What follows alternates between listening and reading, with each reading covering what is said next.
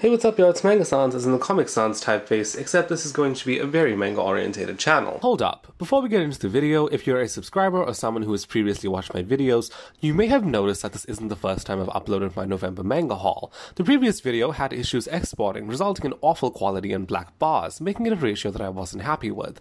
This is why I've chosen to give y'all a double billing of sorts, where I revise my November manga haul and get into the fresh December haul. If you're here for the December haul only, I'm leaving a timestamp on screen and in the description below for easy access. With that said and done, I'll hand the mic back to my past self. This time around, I have my manga haul for November and December. The format of my videos are as follows. I plan to go over my secondhand releases first, and then move on to my retail price releases, in order of most well-known to least well-known in my opinion. So stay tuned to the end of the video to see some pickups you may have missed. Starting off with November, the only secondhand series I got are volumes 1 to 5 of the single editions of Sayuki. I was on the fence about getting this one because Kodansha is currently re-releasing the series in a format they are calling the Resurrected Edition, compiling the series into hardcover 2-in-1s, which look really good. But I decided to go with this one because the price was offered below retail, and this is a severely out-of-print manga, so I was really curious to pick it up. Here's volume 3. I think something nice about these Tokyopop releases is they have a really nice matte finish. They also have back and cover art because the summaries are actually on the inside. So you get to see back art like this, which looks pretty good. Something else to note is it does have a metallic effect on the title scene on the cover and on the spine of the book. Here's the last volume I got, which is volume 5. So just to get into the synopsis of the series, basically the story is set in Togenkyo Shangri-La in a time where heaven and earth intermingle, so supernatural entities interact with humans. The land is peaceful, but one day the yokai start becoming vicious monsters, and it is up to 4 legendary heroes to save Shangri-La. The series looks to have more lore than most, and does have really good looking art. Before I open up the book for you, the 4 legendary heroes are the 4 that you're seeing lined up, and here is just some of the art to show it off. Something about these character designs I really like. I think it's just because like their jaws are sharp, they have really spiky hair. It just kind of reminds me a bit of like Dragon Ball Z, and this is a manga from the early 2000s, so I guess that's probably why I'm feeling that way. So here we go. That's a nice page. I think the art is just really well done. It's quite detailed, and that is the only secondhand series I got for this month. So let me just move these out of the way. Next up, we have my retail buy, starting with the most well-known series, being volumes 10 to 14 of Tokyo Ghoul. I noticed that its sequel, Tokyo Ghoul Re, has mixed opinions. I haven't really seen people's opinion on the manga, so I'm kind of curious about that. Here's volume 11. This is probably my favorite volume in the entire series that I've seen. And I think in manga in general, it's just a really fun looking cover. It manages to be super chaotic but beautiful at the same time, which I'm gonna have to give the author Sui Ishida credit for that because I think it is really fun. Here's volume 12. I think something to note as a collector is that, well, firstly, this is a really nice Viz signature release. So you get to see fights and stuff in really vivid detail. I think that Tokyo Ghoul is great for beginners who are looking for a darker manga where emotions are at the forefront and displayed in vivid detail.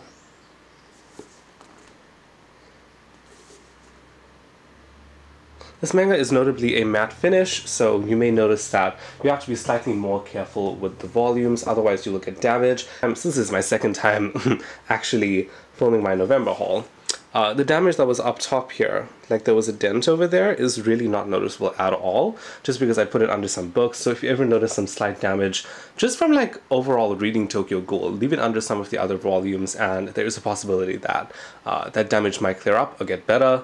I'm going to take these out of the way, and we're going to move on to another series. Following the dark and brooding nature of Tokyo Ghoul is one that seems sweet, fluffy, but also willing to dive into a more realistic portrayal of being in the LGBTQ pairing in How Do We Relationship. The Yuri follows Miwa, who wants to find love but finds it difficult because she lives in small-town Japan. She's finally in college, but is still seemingly unlucky in the love department. This is until her eccentric classmate Sayoko suggests they date since they're the only option the other has. Their relationship faces challenges along the way, making their adventures a sweet and funny one. I've seen quite a few manga tubers pick this one up, so I'm pretty happy that I got this, just based off the optimism the community has for this title. The fact that the story isn't set in high school is also rather refreshing, as someone who is currently in college myself. This release is notably over glossy when compared to the usual glossiness, so here is some of the art in the series.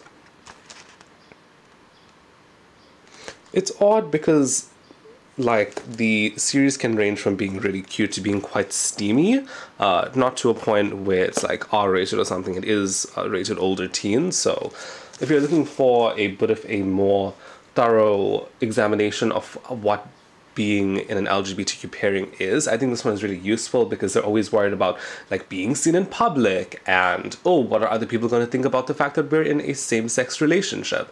So I think that is something that the author Tamiful actually does pretty well.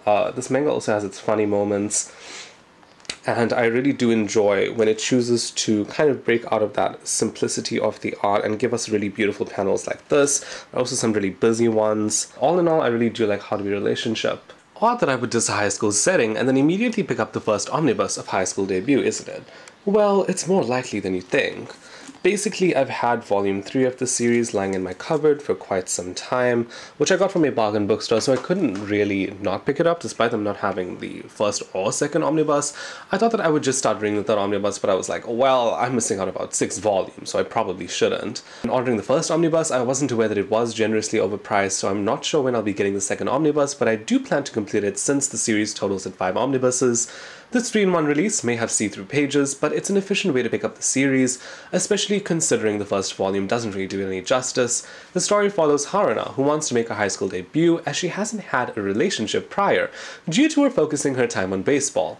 Boys just don't pay her attention, so she ends up enlisting the help of Yo as a love coach. He knows about fashion and what a guy looks for in a girl. Despite being a chick magnet himself, he has a past of heartbreak with an air of sadness surrounding him. He is Haruna's coach under one condition, that the two don't fall in love. Wink wink nudge nudge. I became curious to pick up this shoujo simply because it's by the same author as my love story, Kazuna Kawahara, and I really enjoyed that anime. Just as a precaution, this manga was made in 2003, so Yo has some twisted ideals as to what a woman should be like. At one point he states that because Haruna is sporty and muscular, she should hide her muscles as they aren't feminine, and I could definitely see that being triggering for some. It does feature some classic shoujo tropes. I really do like those aspects, such as the lens flares galore and shibby-fied characters, which puts a smile on my face, and some of the more problematic themes are ironed out in volume 2 to 3 within the first omnibus, which is why I would recommend getting the series as an omnibus release, because it kind of breaks out of all of the shoujo tropes that it's known for. Let me just look for some good lens flare action.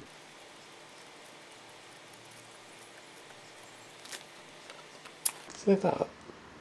So yeah, I'm really into it. I don't really mind the older art style because I started my manga journey actually with the older shoujo, so it's totally okay with me. Our penultimate series is Carnival Omnibus number 6.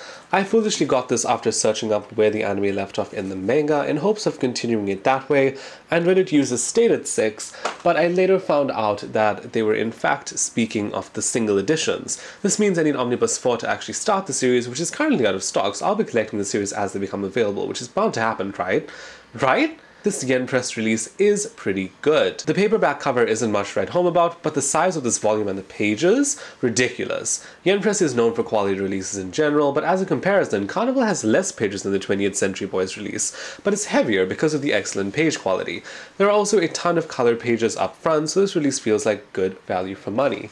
The cover did come slightly damaged, but it's not something that I can complain about. I'm sure that it was just lying in a warehouse waiting to be bought.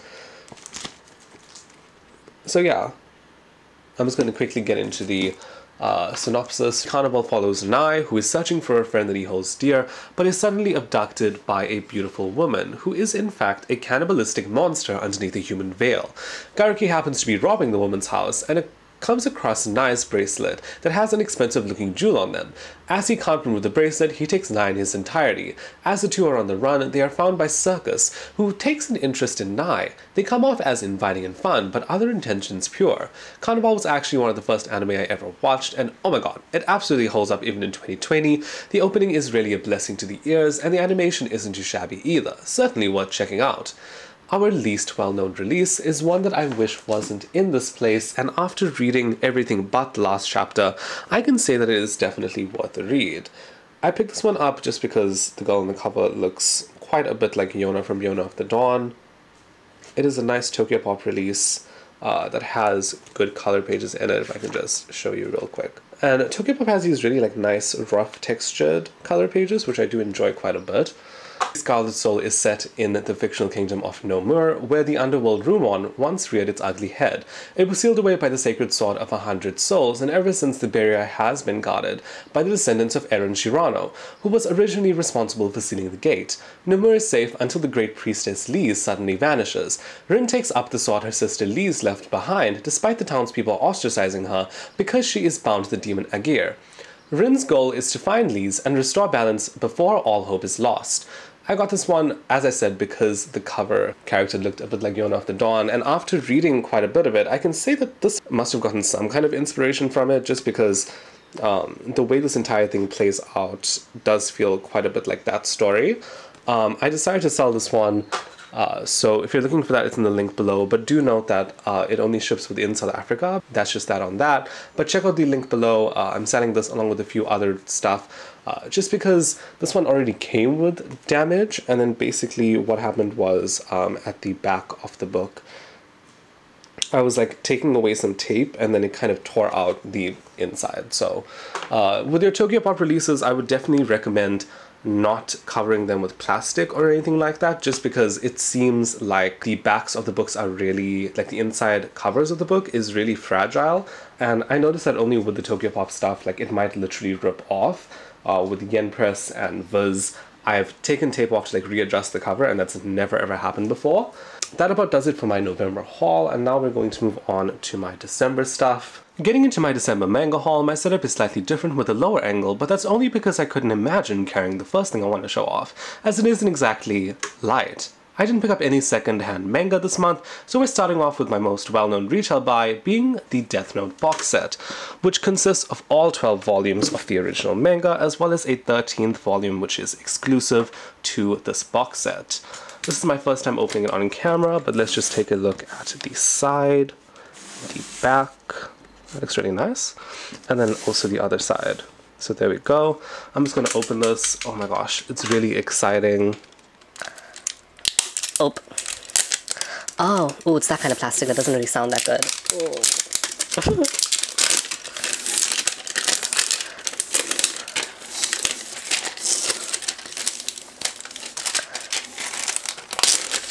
Wow. ASMR. There we go. That was actually a lot of plastic, a lot more than I expected it to be. Let's just get into it. So it looks like you have to... This Velcro. Oh, then it looks like it probably opens the side. There we go. There are the colorful spines that I mentioned. I really do like it. Many manga tubers have stated their love for the 2-in-1 black editions of Death Note, as it features a bigger trim size, is black all around, and has color pages, but I chose to get the singles because I just kind of like them better. So here's volume 1. I just really like how the covers and then also the backs look. I think it looks really nice. So here's volume 1. Here's volume 2. Get that out of the way real quick. I'll leave it over here.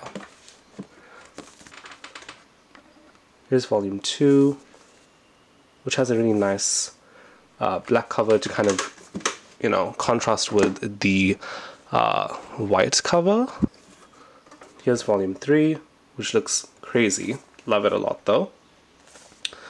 So yeah, a lot of people do go with the black edition because it is an efficient way of collecting the series and probably one of the most affordable.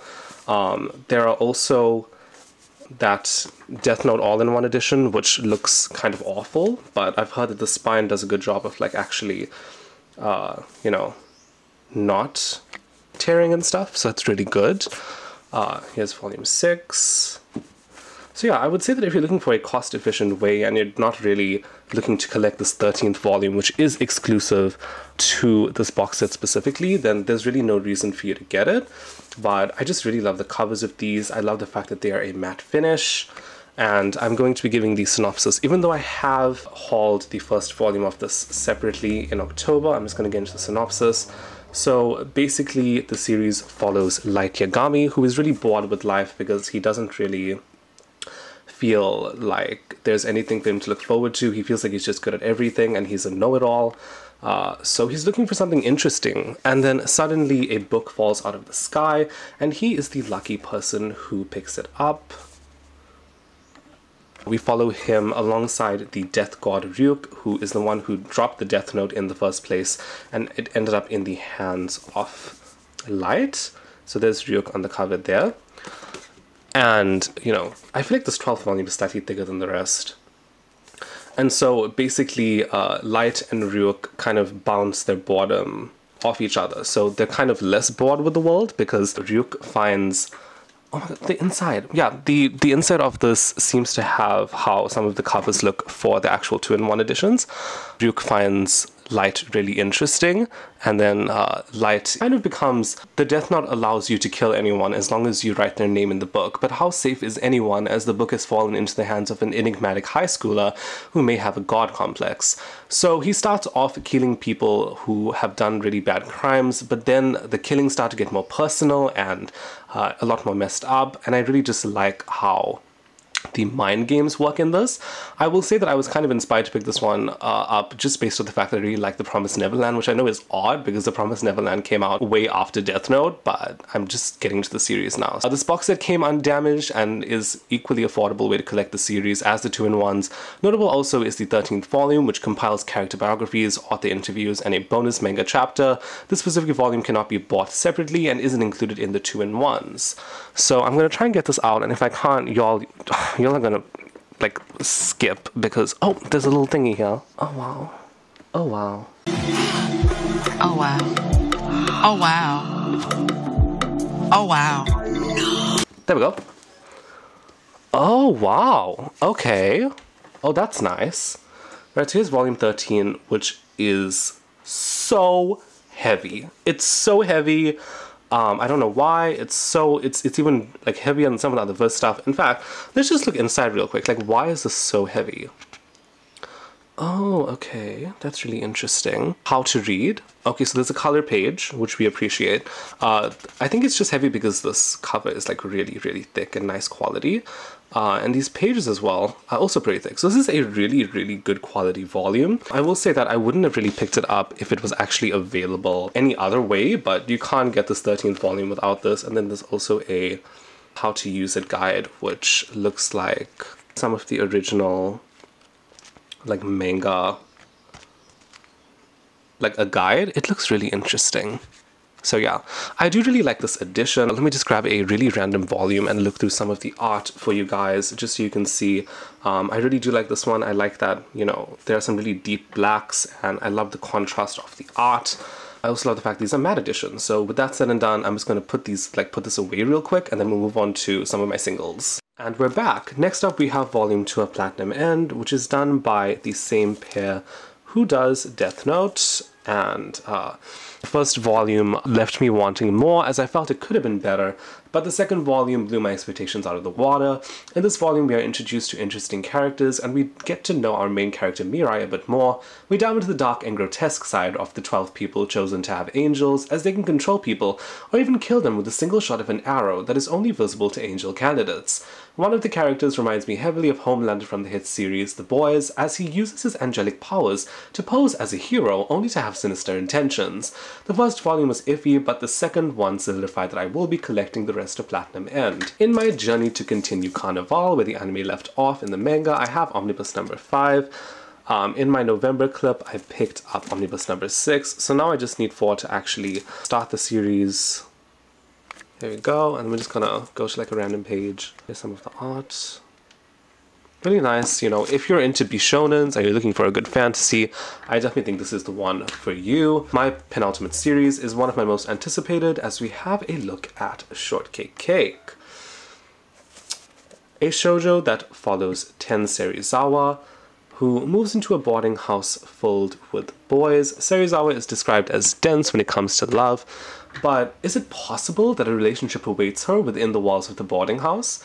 Aesthetically, the series is gorgeous to look at, as it has a single color background, beautiful cover art, and a layout that manages to be better than the Japanese covers, in my opinion. Let's just take a look at that. So here is, like, I really like how it's a shortcake cake and like a really thin typography there. I think the spines are really nice, and then also the back, which always has a dessert on the back. It's really nice.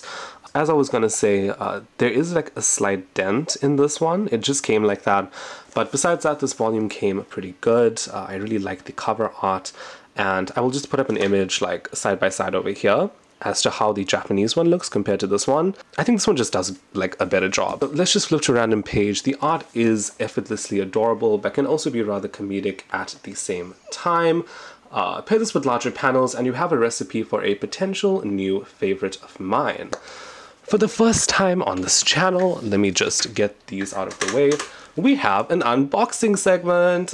I tried my best to hold off opening this last package so I could open for you guys, so I'm going to grab my box cutter and get into it. If you're curious, I regularly get my manga from loot.co.za, which is a South African online shopping site that has a similar story to Amazon, where they started off just selling books and then they kind of expanded into every other facet of life. But unlike Amazon, they actually have really good packaging, which is genuine shade to Amazon, because I've heard nothing but bad things about Amazon shipping from other manga tubers, so I think they deserve the opposite of hype. So here we go. Let's just get into what's in here. This was what was inside the box. Firstly, we have volume 2 of Shortcake Cake. And then we mysteriously have, okay, no, I thought it was, the 3 looked like a 5, so I was like, huh? This is in fact volume 3 of Shortcake Cake. Although it does look a lot like 5, doesn't it? Here's the back. I really do like this one. The thin Shortcake Cake does stand out a lot more in this one because of the white background. And then I got volume 4 in a separate package, so I'm just going to show that off here. There we go. Volume 4. And it looks like volume 2 to 4 came in pretty good condition. I do feel like there was something wrong with this, but at the moment I cannot remember, so we're just going to assume that it did. And the last thing that was in this package that I opened on screen is the first volume of The Water Dragon's Bride. If you've noticed, this part of the unboxing is titled Shojo Sabbatical, because I'm trying to get into a lot of shoujos and just see which one sticks, basically. So that's why I have a ton of shoujos this month. For this one, I'll be reading the synopsis at the back, as I didn't have access to the back of the book until now. Let's just get into it. So it says, in the blink of an eye, a modern-day girl named Asahi is whisked away from her warm and happy home and stranded in a strange and mysterious world, where she meets a water dragon god. A young boy named Subaru comes to Asahi's aid, but despite his help, Asahi must endure a test of survival. Will she be able to make it out alive, or will she end up being sacrificed?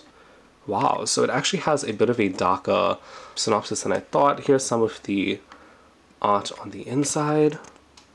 There you go. I'm not seeing anything particularly special about it. Let's go further in.